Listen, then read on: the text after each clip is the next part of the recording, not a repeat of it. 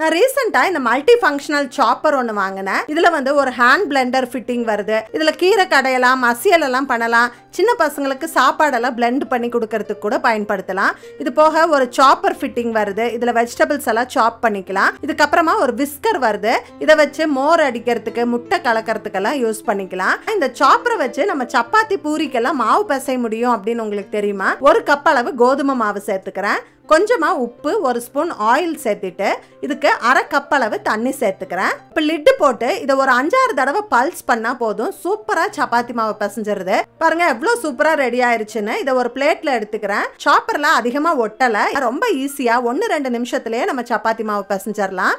சப்பாத்தியும் ரொம்ப சாஃப்டா வந்தது.